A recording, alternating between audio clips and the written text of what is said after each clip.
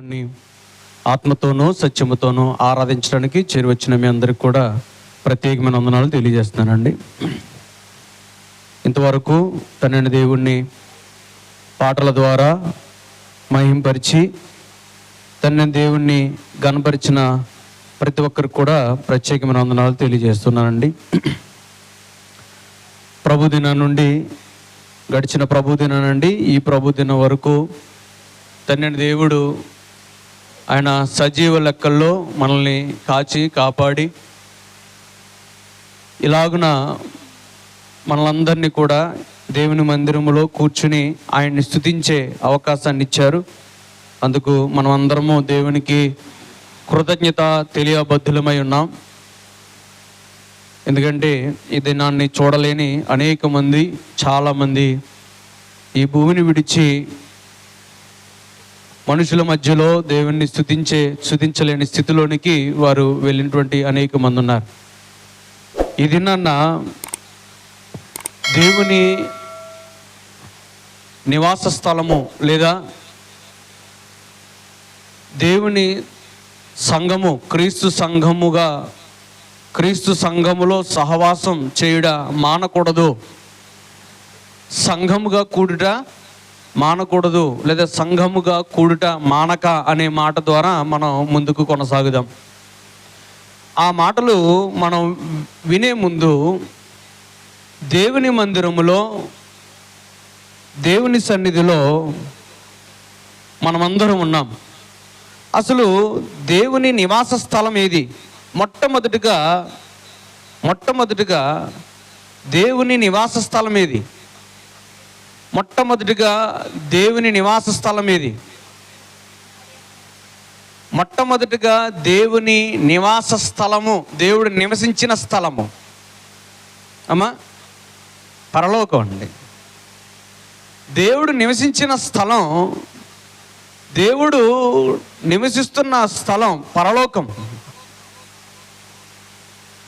పరలోకంలో దేవుడు తన స్థానంలో ఉండి పరలోకంలో తాను ఆధిపత్యాన్ని, తన ఘనతను, తన మహిమను, తన ప్రభావాన్ని ఆయన అక్కడ నివసిస్తున్న సమయాల్లో దేవుడు ఈ భూమిని సృష్టించి ఈ భూమిని మానవుల చేత నింపిన తర్వాత దేవుడు, పరలోకం ఉన్న దేవుడు ఈ భూమి మీద కూడా నివసించాలనే ఆలోచనతో ఈ భూమి మీద నేను నివసించినట్లుగా నాకొక మందిరమును కట్టుడి అని దేవుడు ఆజ్ఞాపించాడండి. మొట్టమొదటిగా దేవుడు నివసించిన స్థలం పరలోకం. తదుపరి నేను నివసించాలనుకుంటున్న స్థలం ఈ యొక్క భూమి మీద. ఆ మాట నిర్గమకాండం 25వ అధ్యాయము 8వ వచనములో మనకు ఆ మాట కనబడుతూ ఉంటుంది. నిర్గమకాండము 25వ వచనం, మరియు నేను వారిలో నివసించినట్లు వారు నాకు పరిశుద్ధ స్థలమును నిర్మింపవలెను అని దేవుడు చెప్పాడండి.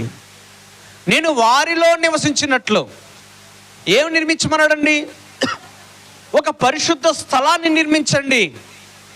ఒకప్పుడు ఆయన నివాస స్థలం ఏది? పరలోకం. ఇప్పుడు వారిలో నివసించడానికి ఒక స్థలాన్ని, పరిశుద్ధ స్థలాన్ని నిర్మించమని దేవుడు చెప్పాడనమాట అండి. అప్పుడు ఆ ఇశ్రాయేలీలు ఆ పరిశుద్ధ స్థలముగా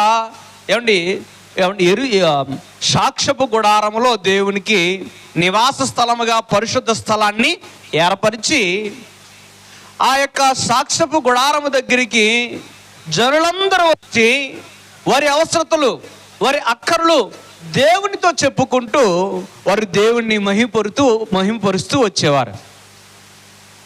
మొట్టమొదటిగా దేవుని నివాస స్థలం పరలోకం.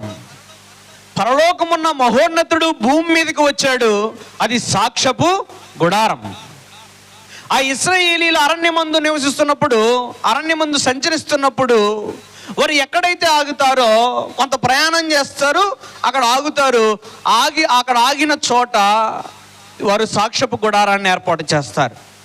అక్కడ దేవుడు ప్రత్యక్షమై దేవుడు వారితో మాట్లాడుతూ వారిని సంరక్షిస్తూ పోషిస్తూ వారి కష్ట సుఖాల్లో దేవుడు తోడుగా ఉండేవాడు. వారు కానాను అడుగుపెట్టిన తర్వాత చాలా కాలం దేవుని మందిరం, పరిశుద్ధ స్థలం గుడారంలోనే ఉండిపోయింది. చాలా కాలం దేవుని మందిరం అంటే కట్టడ లేకుండా ఒక గుడారములోనే దేవుడు ప్రత్యక్షమవుతూ ఉండేవాడు. అప్పుడు దావీదు తన అంతఃపురంలో నుండి ఒకసారి అలా చూసినప్పుడు దేవుని మందసం, పరిశుద్ధ స్థలం గుడారములో ఉంది. రాజు ఏమో ఉన్నత కట్టడాల్లో ఉన్నాడు. నేనేమో ఉన్నత కట్టడాల్లో ఉన్నాను, నన్ను పుట్టించి నన్ను సంరక్షించి నన్ను పోషిస్తున్న దేవుడేమో గుడారాల్లో ఉన్నాడు. ఇది మంచిది కాదు అని దేవా నేను ఒక మందిరాన్ని కడతానని తాను నిర్ణయం తీసుకున్నప్పుడు దేవుడు అంటాడు, నీ చేతులు రక్తంతో నిండి ఉన్నది కనుక నీవు కట్టడానికి వీలు లేదు, నీ కుమారుడు మందిరాన్ని నా కొరకు కడతాడు. అలాగున యెరూషలేములో దేవుని మందిరాన్ని వాళ్ళు కట్టి ప్రతిష్ఠిస్తారు. ఇప్పుడు దేవుని మందిరం, ఇశ్రాయేలీయులకి దేవుని మందిరం ఎక్కడుంది? దేవుని నివాస స్థలం ఉంది యెరూషలేం. మొట్టమొదటిగా దేవుని నివాస స్థలం పరలోకం. రెండవదిగా దేవుడు ఏర్పరచమన్నది సాక్ష్యపు గుడారములో. మూడవదిగా సొలొమోను ద్వారా కట్టింపబడినటువంటి యెరూషలేములో ఉన్నటువంటి దేవాలయం. దేవుడు పరలోకములో ఉండి భూమి మీద ప్రతి ఒక్క కాపాడేవాడు. సాక్ష్యపు గుడారములో ప్రతి మానవుల అవసరతలు తీరుస్తూ ఉండేవాడు. ఆ సాక్ష్యపు గుడారములో ప్రత్యక్షమై ప్రజలు అర్పించే అర్పణలు తీసుకుంటూ, ప్రజలు అర్పించే బలులు స్వీకరిస్తూ ప్రజల కష్టాలను, ప్రజల శ్రమలను తీస్తూ ఉండేవాడు, వారి అవసరతలు తీరుస్తూ ఉండేవాడు. ఇప్పుడు యెరూషలేములో దేవుని మందిరాన్ని సొలొమోను ద్వారా కట్టింపబడింది. ఆ యెరూషలేములో దేవుడు నివాసం చేసేవాడు. ఇప్పుడు దేవుని నివాస స్థలం క్రీస్తు సంఘం. నేను నా నామ ఘనత కొరకు నేను ఒక మందిరము కడతానని ప్రవచనంలో ఉంది. యేసుక్రీస్తు ప్రభు వారు కూడా నేను నా సంఘం, ఈ బండ మీద నా సంఘమును కట్టుదును, పాతాళ లోకపు ద్వారములు దాని ఎదుట నిలవనేరవు. క్రీస్తు సంఘములో దేవుడు నివాసిస్తాడు. ఇంకా ఎక్కడ నివసిస్తాడు? మానవుల హృదయాల్లో దేవుడు నివసిస్తాడండి. ఎక్కడ నివసిస్తాడండి? మానవ హృదయాల్లో దేవుడు నివసిస్తాడు. మరలా ఒకసారి చెప్దాం. మొట్టమొదటిగా దేవుని నివాస స్థలం, రెండవదిగా దేవుని నివాస స్థలం, మూడవదిగా దేవుని నివాస స్థలం, నాలుగవదిగా దేవుని నివాస స్థలం క్రీస్తు సంఘం, ఐదవదిగా మన హృదయాలలో దేవుడు నివసిస్తాడు. కనుక ఇప్పుడు దేవుడు నివసిస్తున్నటువంటి స్థలం ఏది అంటే యేసుక్రీస్తు ప్రభువారు నిర్మించినటువంటి సంఘములో దేవుడు నివాసిస్తాడు. ఇటువంటి సంఘములో దేవుడు నివసించే ఈ స్థానములో దేవుని ఘనత, దేవుని మహిమ, దేవుని ప్రభావము నిలుచుండే ఈ స్థలాన్ని మనము విడిచిపెట్టకూడదు, నిర్లక్ష్యము చేయకూడదు. సొలొమోను దేవుని మందిరాన్ని యెరూషలేములో ప్రతిష్ఠించిన తర్వాత సొలొమోను అద్భుతమైన ప్రార్థన చేస్తాడండి. ఇంటికి వెళ్ళిన తర్వాత చదవండి. మొదటి రాజుల గ్రంథం 8వ అధ్యాయంలో సొలొమోను దేవుని మందిరాన్ని ప్రతిష్ఠించిన తర్వాత సొలొమోను ప్రార్థన చేస్తాడు. దేవా మహోన్నతుడా, ఇదిగో ఈ యొక్క మందిరం వైపు ఎవరైతే చేతులెత్తి ప్రార్థన చేస్తారో, అవసరతలు, వారి అక్కరలు ఎవరైతే నీ మందిరంలో తెలియపరుస్తారో వాటన్నిటినీ నెరవేర్చు తండ్రి అని చాలాసేపు, ఎక్కువసేపు మోకాళ్ళుని ప్రార్థన చేస్తాడు సొలొమోను. ఆ మాట 8వ అధ్యాయము 54వ వచనంలో సొలొమోను ఇలాగు ప్రార్థించుటయు విన్నపము చేయుటయు ముగించి ఆకాశము తట్టు తన చేతులు చాపి యెహోవా బలిపీఠం ఎదుట మోకాళ్ళునుట మాని. అంటే అప్పటి వరకు సొలొమోను మోకాళ్ళుండి ప్రార్థన చేశాడు అనమాట. దేవుని నివాస స్థలములో, దేవుడు నివసించే ఈ స్థలములో మనం మోకాళ్ళుండి ప్రార్థన చేసి విన్నపిస్తే ఖచ్చితంగా దేవుడు ఆ మొరను ఆలకిస్తాడు. మన అవసరతలు దేవుని మందిరములో అడుగుతూ ఉండాలి. మన అక్కరలు దేవుని మందిరములో మోకాళ్ళుండి ప్రార్థిస్తూ ఉండాలి. మనం ఎక్కువ సమయం దేవుని దగ్గర గడుపుతూ ఉండాలి.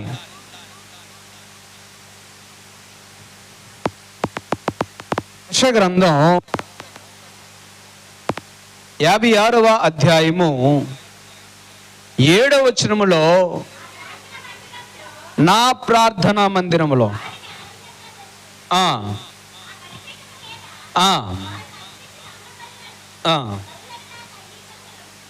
వారు అర్పించే బలులు నాకు అంగీకారములగును, నా మందిరము సమస్త జనులకు ప్రార్థనా మందిరము అనబడును. నా మందిరము సమస్త జనులకు ప్రార్థనా మందిరము అనబడును. ప్రార్థన అనగా అడగడం, మన అవసరతలు, మన అక్కరలు దేవునితో చెప్పడం, తెలియజేయడం, మన విన్నపాలు దేవునికి విన్నవించుకోవడం.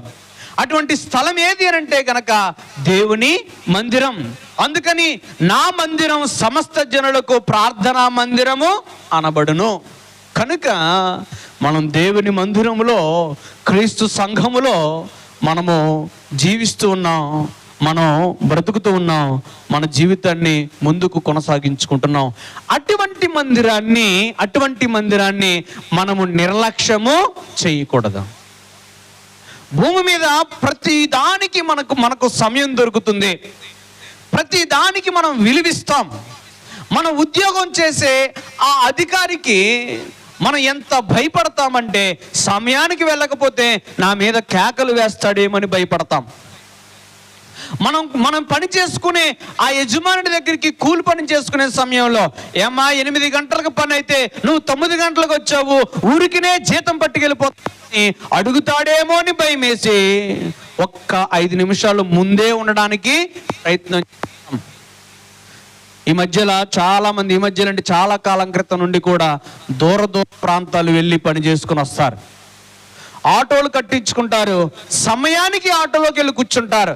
ఎవరైనా రాలేదు చూసారా, ఒకరిద్దరు రారు చూసారా, వాళ్ళ గురించి ఏమని అంటారంటే, వీళ్ళ వల్ల మేము తిట్లు తినవలసి వస్తుంది, వీళ్ళకి ఎన్ని రోజులు చెప్పినా వీళ్ళకి పని తెమలదు, ఇంటికాడ పనులు చేసుకోరు, వచ్చి ఈ ఆటోలో కూర్చోరు, వీళ్ళకి ఎన్నిసార్లు చెప్పినా ఇంతే అని తిట్టుకుంటూ ఉంటారండి.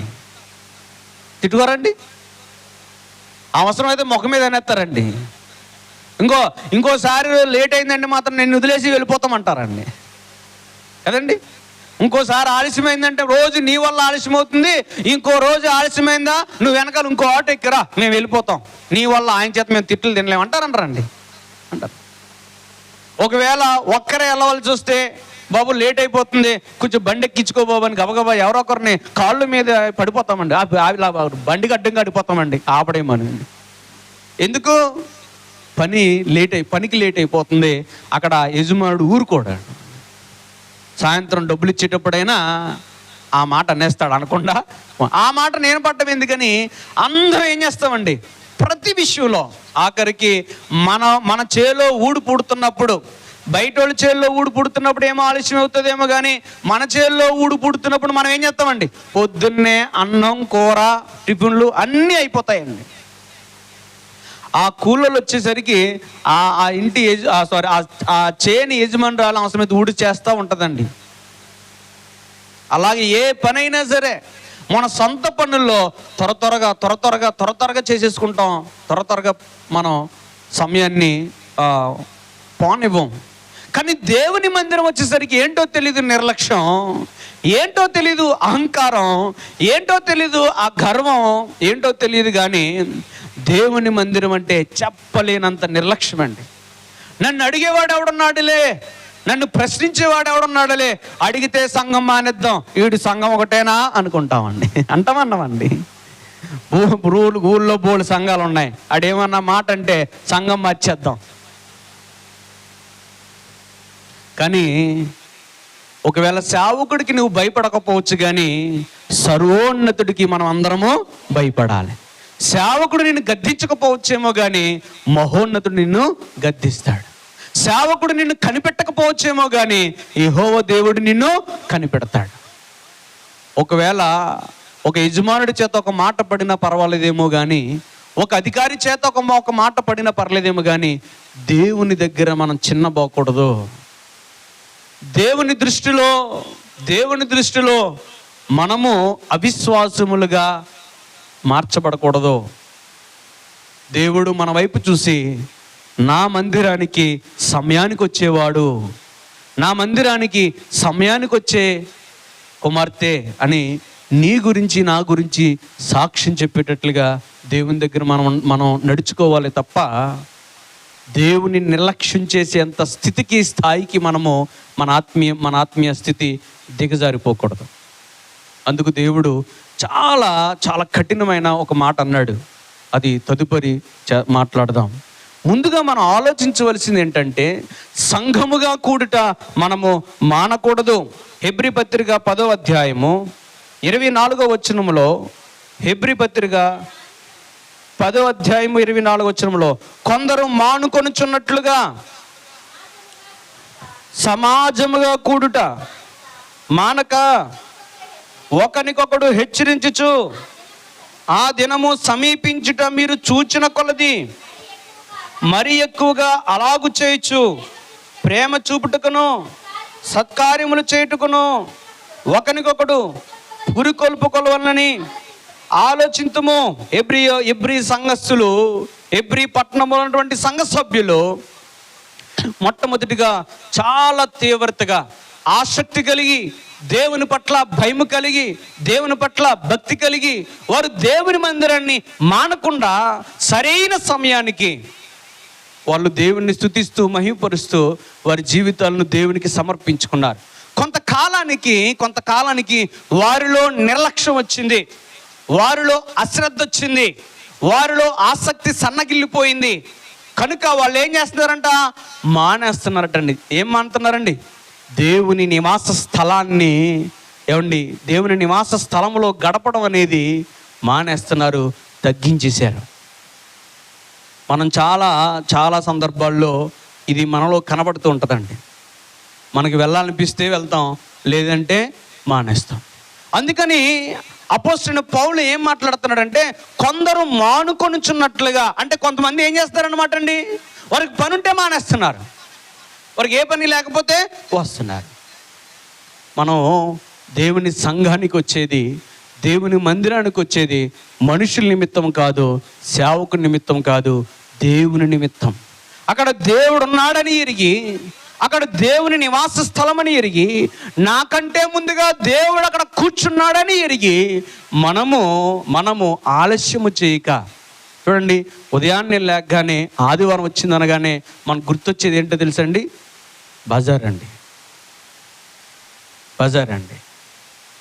చికెన్ కొట్టు దగ్గర కనబడతాం, మటన్ కొట్టు దగ్గర కనబడతాం, కూరగాయల షాపు దగ్గర కనబడతాం, చేపల మార్కెట్ దగ్గర కనబడతాం.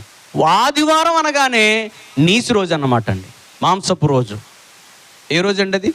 మాంసపు రోజు. మిగతా రోజులు ఎప్పుడు మనకి మాంసం గుర్తు రాకపోయినా ఏ రోజు గుర్తొస్తుందండి? ఆదివారం గుర్తొస్తుంది. ఆఖరికి కోడి నిమిత్తమైన దేవుని మందిరానికి ఆలస్యం వస్తామే తప్ప కోడిని మిస్ అయ్యం. మేక మాంసం దొరకదేమని ఒక గంట ముందే అక్కడ లైన్లో ఉంటాం తప్ప దేవుని మందిరానికి రావడానికి మనం ఆసక్తి చూపం. అంటే ఒక మేక మాంసానికి ఇచ్చిన విలువ ఎవరికి లేదండి, ఒక కోడి కూరకి ఇచ్చిన విలువ దేనికి లేదండి. యాసావు అన్నలం, యాసావు అక్కలం మాట అండి. మనం యాసావు దేనికి విలువ ఇచ్చాడండి? కూరకండి. యాకోబు వండుతున్నటువంటి ఆ చక్కటి ఎర్రని ఆ చిక్కుడి కూరకు అండి తన జ్యేష్ఠత్వాన్ని అమ్మేశాడండి. నాకు ఆకలేస్తుంది, ఆ కూరనికి నాకు ఇవ్వి అంటే, నీ జ్యేష్ఠత్వం నాకు ఇచ్చేస్తావంటే ఇచ్చేస్తానని ఇచ్చేసాడండి. ఈ రోజున మనం కూడా ఎన్ని మారులు జ్యేష్ఠత్వాన్ని అమ్మేసుకుంటున్నామో, ఎన్ని మారులు బట్టలకు అమ్మేసేవాళ్ళు, మాసిపోయిన బట్టలకు అమ్మేసేవాళ్ళు కొంతమంది, వంటలకు అమ్మేసేవాళ్ళు కొంతమంది, ఏమండి మాసానికి అమ్మేసేవాళ్ళు కొంతమంది, ఫంక్షన్లకు అమ్మేసేవాళ్ళు కొంతమంది, ఏమండి ఊర్లు తిరగడానికి అమ్మేసేవాళ్ళు కొంతమంది కాదండి. గొప్ప భాగ్యం అండి దేవుని నివాస స్థలంలో గడపడం అనేది. జ్యేష్ఠత్వపు హక్కు కంటే గొప్పదండి ఇది, దేవుని ఆరాధించటం. కనుక మనం దేవుని మందిరాన్ని నిర్లక్ష్యం చేస్తాం. కొంతమందికి సమయం ఉంటుందండి, కొంతమందికి సమయం ఉంటుంది, కానీ వారు ఒళ్ళు బద్ధకాన్ని బట్టి, మీరు బాధపడితే బాధపడండి, ఒళ్ళు బద్ధకాన్ని బట్టి త్వరగా దేవుని మందిరానికి వెళ్ళాలని ఆలోచన ఆసక్తి లేక చాలా తీరుబడిగా నెమ్మదిగా లెగుస్తారు, అలా కూర్చుంటారు, అటు కదులుతారు, ఇటు కదులుతారు, అక్కడ కూర్చుంటారు, ఇక్కడ కూర్చుంటారు, ఫోన్ పట్టుకుంటారు, ఏమండి కాసేపు లేదా వాళ్ళతో మాట్లాడతారు, వీళ్ళతో మాట్లాడతారు, లేదా ఒక గంట సేపు ఓ టిఫిన్ తింటారు తప్ప, ఈరోజు దేవుని మందిరం నేను త్వరగా వెళ్ళాలి, దేవుని మందిరంలో అందరికంటే నేను ముందు కూర్చోవాలి అని తలంపుతో త్వరగా అన్ని పనులు ముగించుకుని సమయానికి ముందే వస్తే దేవుడు ఎంత సంతోషిస్తాడండి, చాలా సంతోషిస్తాడు. మనలో చాలామందికి ఈ నిర్లక్ష్యం ఉందండి. దేవుని మందిరం నిర్లక్ష్యం చేయడం మంచిది కాదండి. ప్రతి దానిలో ఒకవేళ నీ సొంత కార్యాల్లో నిర్లక్ష్యం వహించి దేవుని కార్యములో ఆసక్తి చూపితే దేవుడు నీ కార్యాల్లో నిన్ను ముందుకు నడిపిస్తాడు. తన పనులు నిర్లక్ష్యం చేసుకుంటాడు, నా పనులు ఆసక్తి చూపుతాడన్న ఆలోచన దేవుని దృష్టికి వెళితే గనక దేవుడు నీ పనుల విషయంలో సహకరిస్తాడు. ఒకవేళ మన పనుల్లో సిద్ధంగా తన పనుల్లో చాలా ముందుగా ఆతృతగా తరువుగా ఉంటాడు, నా మందిరానికి రావడానికి నిర్లక్ష్యం చేస్తాడు అనే ఆలోచన అనే కోణంలో దేవుడు దృష్టికి వెళ్తే గనక దేవుడు మనల్ని కూడా నిర్లక్ష్యం చేస్తాడు. నేను చాలా మంది ఒకే ఒక్క మాట అంటానండి, దేవుని మందిరాన్ని నిర్లక్ష్యం చేయకు, దేవుడు నిన్ను నిర్లక్ష్యం చేస్తాడు. అదే మాట అంటాను, ఇంకేమన్నండి. ప్రార్థనకు రమ్మని అడుగుతాను, వాళ్ళు అలాగండి అంటారు. ఆ నిర్లక్ష్య ధోరణి, ఆ నిర్లక్ష్యపు సమాధానం ఆ మనిషి ముఖంలో కనపడిపోద్ది. దేవుడిని నీవు నిర్లక్ష్యం చేస్తే దేవుడు నిన్ను నిర్లక్ష్యం చేస్తాడు, గమనించుకో అని చెప్పేసి వదిలేస్తానంతే. కనుక ఈ హెబ్రీ సంఘస్థులు ఏం చేస్తున్నారట, కొందరు సంఘముగా కూడుట మానేస్తున్నారట. అలాగ మానొద్దు. ఏం చేయాలంటే మీరు సమాజముగా కూడట మానక ఒకరినొకడు హెచ్చరించుచు, ఏమండి ఒకరినొకడు ఏం చేయాలటండి, హెచ్చరించుచు. చాలా మంది సంఘాల్లో ఎవరైనా ప్రార్థన రాకపోతే ఆ కనబడిన వెంటనే నువ్వు ఈరోజు ఎందుకు ప్రార్థన రాలేదు, ఈరోజు ఎందుకు దేవుని మందిరాన్ని విడిచిపెట్టేసావని అడుగుతారండి. పక్కోళ్ళు, దేవుని సేవకులు కాదండి. ఆ పక్కోళ్ళు ఏం చేస్తారు, నువ్వెందుకు ప్రార్థన రాలేదు. మన సంఘంలో అయితే మనకెందుకు, వాడు తేటి రాకపోతేటి అడగడం మనకెందుకు అనుకుంటాం.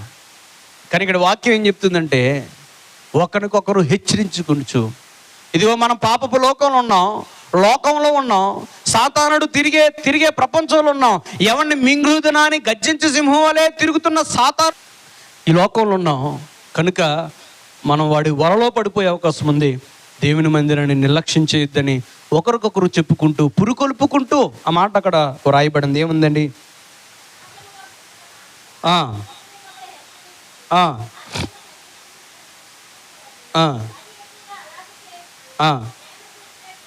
ప్రేమ చూపుటకును సత్కార్యములు చేయుటకును ఒకరికొకడు పురుకొల్పాలని ఆలోచించము అన్నాడండి. కాబట్టి పురుకొల్పుకోవాలి ఒకరికొకరు. భర్త, అమ్మ త్వరగా మనం దేవుని మందిరం వెళ్ళిపోదాం, ఎవరు రాకుండా ముందు మనమే ఉండాలి అక్కడ అని భర్త భార్యను పురుకొల్పాలండి. పురుకొల్పడం అంటే ఏంటండి, ప్రోత్సహించడం, తొందర పెట్టడం. లేకపోతే తన భార్యకు, అమ్మ దేవుని మందిరం అంటే నిర్లక్ష్యం వద్దు అని ఆమెను ఆలోచింపజేయడం పురుకొల్పడం అంటే. భర్త నిర్లక్ష్యంగా ఉంటున్నాడు, భార్య ఏం చేయాలంటే పురుకొల్పాలి. ఏమండి, మాకు ప్రతి ఆదివారం నేను కట్టుకోక మునుపు ప్రారంభ ప్రార్థనకు ముందే అక్కడ ఉండడం నాకు ఇష్టం, మాకు అలవాటు. మా నాన్న అలా నేర్పాడు, మా అమ్మ అలా నేర్పింది, మేమందరం అలా కలిసి వెళ్తాం. నేను కట్టుకున్నాక నా బతుకు తగులడిపోయింది అన్న బాధపడుతుంది కదండి. అప్పుడు నవ్వుతున్నాడు.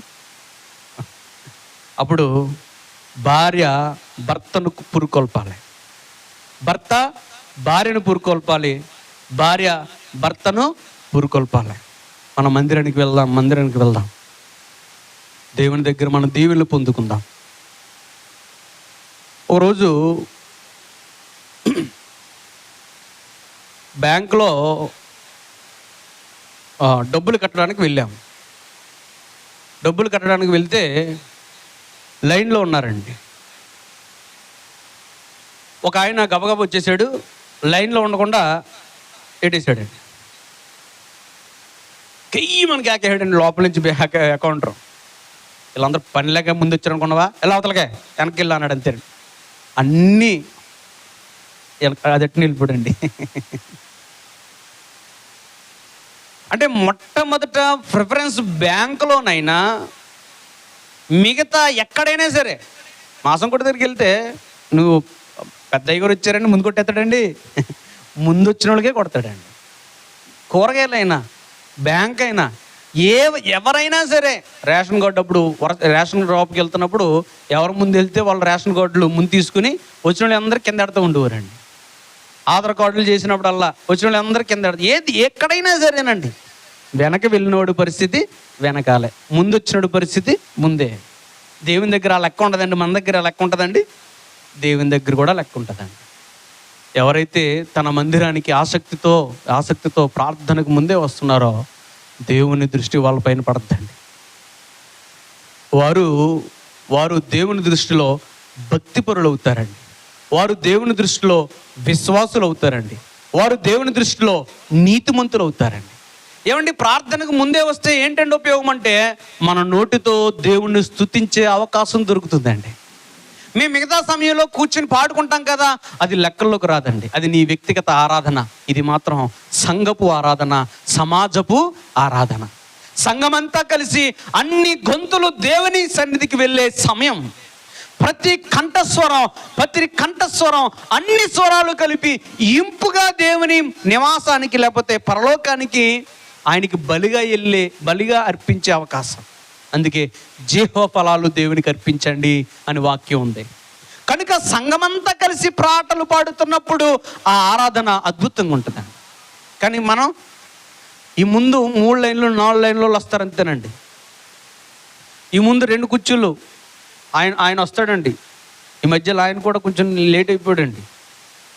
ఏమండి, అలా కొంతమంది వస్తారు. తర్వాత ఇంకా ఎవరు ఏ టైంకి వస్తారో నాకే తెలియదండి. అప్పుడు ఇద్దరు ముగ్గురు అలా పలసగా పాడైతే ఎలా ఉంటుంది? ఇప్పుడు అందరం కలిసి పాట పాడదాం, ఎలా ఉంటుందండి? చాలా ఆ స్వరాలన్నీ ఇంపుగా వెళ్తున్నప్పుడు దేవ సంస్తుతి చేయవే మనసా శ్రీమంతుడగుయే హోవ సంస్తుతి చేయవే మనసా. చాలండి. ఇలా అందరూ పాడతారు కదండి. ఆ బయటికి వెళ్తే బయటడికి ఏమనిపిస్తుంది తెలుసండి? భయం వేస్తుందండి. మీకు తెలియదు ఆ ఫీలింగ్? ఎవరినైనా అడగండి.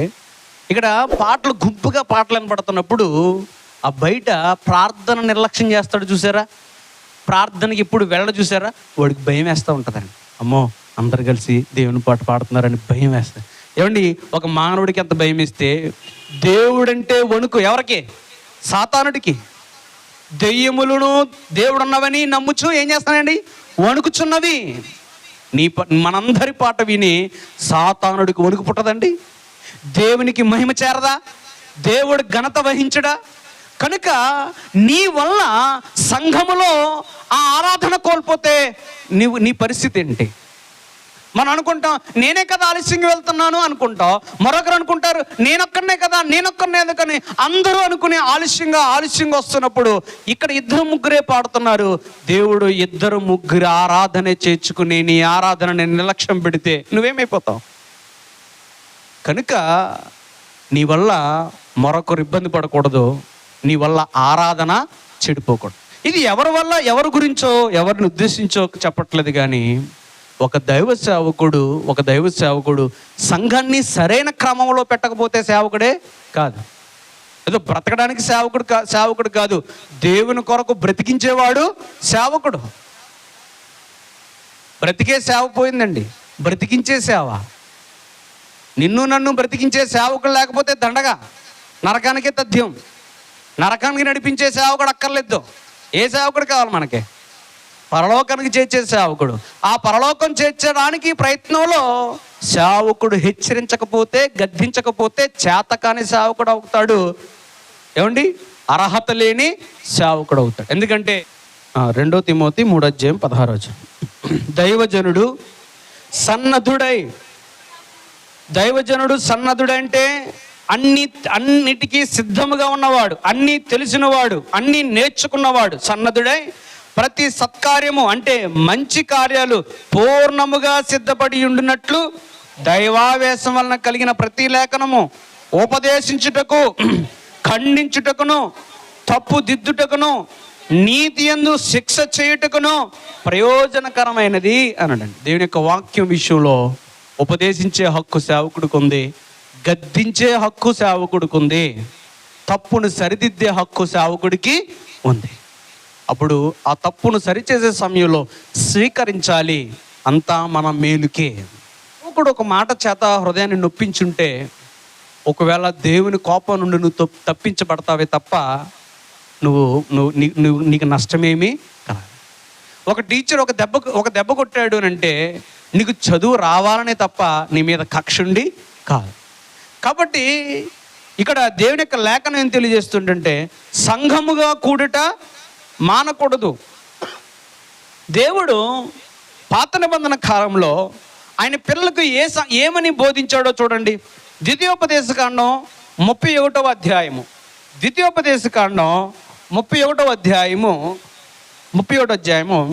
12వ వచనం చూడండి. నీ దేవుడైన యెహోవాకు భయపడి నీ ధర్మశాస్త్రం వాటినన్నిటిని అనుసరించి నడుచుకున్నట్లు పురుషులేమి, స్త్రీలేమి, పిల్లలేమి, నీ పురములోనున్న పరదేశులేమి వాటిని విని నేర్చుకున్నటకే అందరినీ పోగు చేయవలను. ఏం చేయాలటండి? అందరినీ పోగు చేయండి. ఇందాక దేనికి వాక్యం ఏం చదివామంటే మీరు ఒకరినొకరు పురుకొల్పబడండి. కొందరు సంఘముగా కూడుకునట మానుతున్నారు కనుక అలా ఉండకుండా ఒకరినొకరు ప్రేమ కలిగి సత్కార్యం చేయుటకు ఒకరినొకరు పురుకొల్పుకొని అన్నాడండి. ఇక్కడ దేవుని యొక్క వాక్యం ఏం తెలియజేస్తుందంటే ఈ లోకములో సర్వ మానవాళికి దేవుడంటే భయము కావాలి, దేవుడంటే భక్తి కావాలి. కనుక మీ కుటుంబాలు సరిచేయబడినట్లుగా, మీ కుటుంబాలు బాగుగా బ్రతుకున్నట్లుగా, ఆనందముతో జీవించినట్లుగా పురుషులేమి, స్త్రీలేమి, పిల్లలేమి, పరదేశ పక్కవారేమి అందరినీ పోగు చేయండి. వారు ధర్మశాస్త్రములో ఉన్నటువంటి వాక్యాన్ని విని అనుసరించి దేవునికి భయపడినట్లుగా వారందరినీ ఏం చేయండి? మీరు పోగు చేయండి. మనం దేవుని మందిరానికి వచ్చేటప్పుడు మన బిడ్డల్ని తీసుకురాలేం, మన భర్తని తీసుకురాలేం, భార్యని తీసుకురాలేం, మన ఇంట్లో ఉన్న మన బంధువులను తీసుకురాలేం. ఎవరికి వారుగా నేనన్నా ఎలా పోతే బాగోదు, నువ్వన్నా ఇల్లు, మేము ఆగిపోతాం అని ఒకరికొకరు అలాగ ప్లాన్ వేసుకుని కుటుంబకులు మానేస్తారు తప్ప అందరం కలిసి దేవుని మందిరానికి వెళ్దాం. దేవుని కృప వల్ల మనం బ్రతుకుతున్నాం, దేవుని ద్వారా మనం పోషింపబడుతున్నాం, దేవుని ద్వారా మనం రక్షింపబడుతున్నాం, మన కార్యాలన్నీ దేవుడు సఫలం చేస్తున్నాడు, మనల్ని బ్రతికిస్తున్నాడు. గనక కుటుంబం అంతా కృతజ్ఞతలు తెలుపుదాం అని తల్లిదండ్రులకి ఆలోచన ఉండదు, ఆ తల్లిదండ్రులు పిల్లలకి ఆలోచన చెప్పరు. కుటుంబం అంతా కలిసి దేవుని మందిరానికి రారు. ఒకవేళ కుటుంబం అంతా వస్తే భర్త తప్పుద్రోవలో నడుపుతున్నప్పుడు ఆ భర్తకు సరైన వాక్యం అందుతుంది. భార్య తప్పుద్రోవలో నడుపుతున్నప్పుడు ఆ భార్యకి వాక్యం అందుతుంది.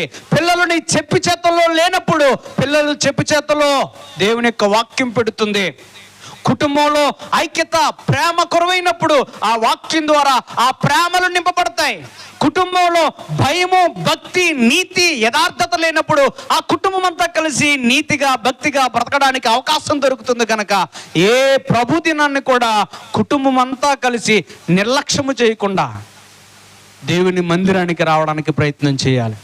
దేవుడు ఏమని పిలిపించాడంటే పురుషులేమి, స్త్రీలేమి, పిల్లలేమి, పరాయి వారేమి అందరూ దేవుని మందిరానికి వచ్చేటట్లుగా పోగు చేయండి.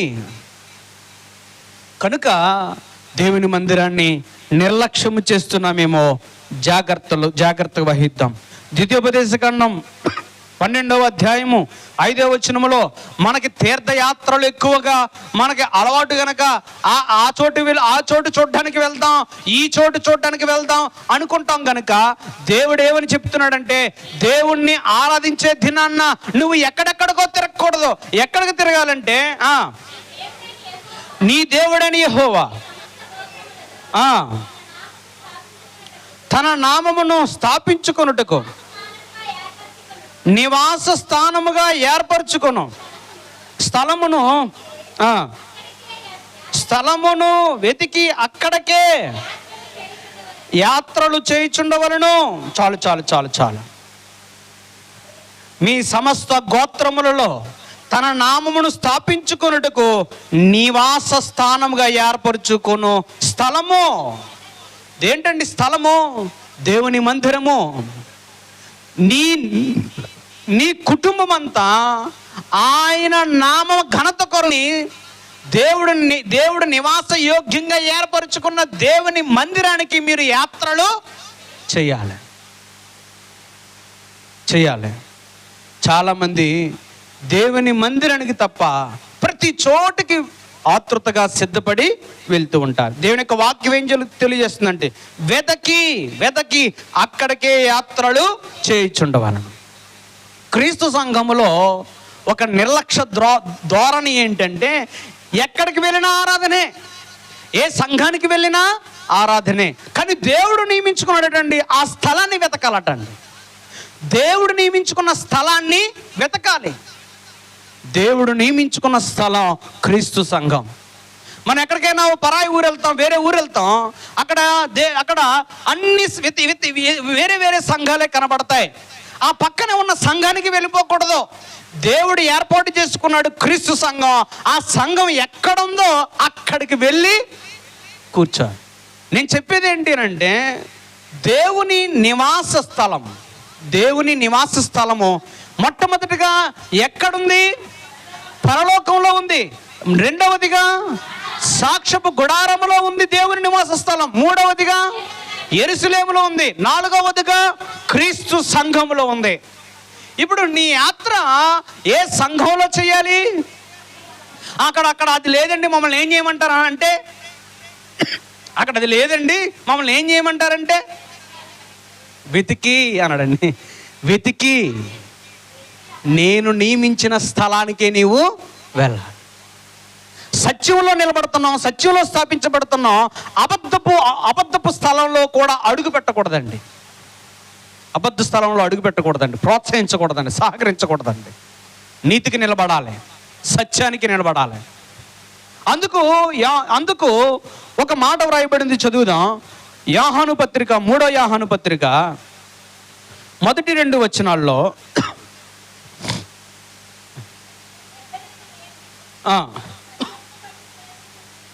సత్యమును బట్టి ప్రేమించి ప్రియుడైన గాయునకు సొమ్మని చెప్పు వ్రాయినది. ప్రియుడా, నీ ఆత్మ వర్ధిల్లుచున్న ప్రకారము నీవు అన్ని విషయములో వర్ధిల్లుచు సౌఖ్యముగా ఉండవలనని ప్రార్థించుచున్నాను. నీవు సత్యమును అనుసరించి నడుచుకొనుచున్నావు గనక సహోదరులు వచ్చి నీ సత్య ప్రవర్తన గూర్చి సాక్ష్యము చెప్పగా విని బహుగా సంతోషించితిని. నా పిల్లలు సత్యమును అనుసరించి నడుచుకొనుచున్నారని వినుట కంటే నాకు ఎక్కువైన సంతోషము ఏంటి? సత్యం. క్రీస్తు సంఘము సత్యం. నా పిల్లలు క్రీస్తు సంఘమును అనుసరించి నడుచుకొనుచున్నారని ఆనందము, సంతోషము కంటే మరి ఎక్కువ సంతోషం నాకు ఎందులోనే దొరకదు. కానీ మన నిర్లక్ష్యం ఏంటో తెలీదు, సంఘము విలువ తెలియకో ఏంటో తెలియదు. కానీ మనం ఎక్కడైనా ప్రభువే, ఎక్కడైనా దేవుడే అనుకుంటాం. తాను నియమించిన స్థలమునకే యాత్రలు చేయాలని దేవుని యొక్క వాక్యం సెలవిస్తుంది. మరొక వాక్యాన్ని చదువుదాం. లూకాసు వార్త 4వ అధ్యాయము. లూకాసు వార్త 4వ అధ్యాయము 16వ వచనం. తరువాత ఆయన తాను పెరిగిన నజరేతునకు వచ్చెను. తన వాడుక చెప్పున విశ్రాంతి దినమందు సమాజ మందిరములోనికి వెళ్ళి చదువుటకై నిలుచుండగా. చాలండి. యేసుక్రీస్తు ప్రభువారి గురించి ప్రస్తావన. యేసుక్రీస్తు ప్రభువారు బాప్తిసం తీసుకున్నారు. యేసుక్రీస్తు ప్రభువారు బాప్తిసం ఇచ్చి యోహాను దగ్గర బాప్తిసం తీసుకున్న తర్వాత తాను పెరిగినటువంటి నజరేతులో దేవుని మందిరానికి వెతికి ఆ దేవుని మందిరానికి వెళ్ళి అక్కడ పదప్రయోగం ఒకటి జరిగింది. ఏంటంట? వాడుక చెప్పున. ఏంటండి? అక్కడ మరలా చదువుతాను, జాగ్రత్తగా వినండి. తరువాత ఆయన తాను పెరిగిన నజరేతుకు వచ్చెను. తన వాడుక చెప్పున. ఎవరు వాడుకన? తన వాడుక చెప్పున. జాగ్రత్తగా వినాలి. యేసుక్రీస్తు ప్రభువారి గురించి చెప్తుంది దేవుని గ్రంథం. లూకా గారు చెప్తున్నారు, వైద్యుడు చెప్తున్నాడు. యేసుక్రీస్తు ప్రభువారు నజరేతుకు వెళ్ళారు. ఆ నజరేతులకు వెళ్ళిన తర్వాత విశ్రాంతి దినం వచ్చింది. ఏ దినం? విశ్రాంతి దినం అనగా శనివారం. దేవుని ప్రజలకు, ఇజ్రాయేలీలకు ఆరాధించే దినం ఏ దినం? విశ్రాంతి దినం శనివారం నాడు.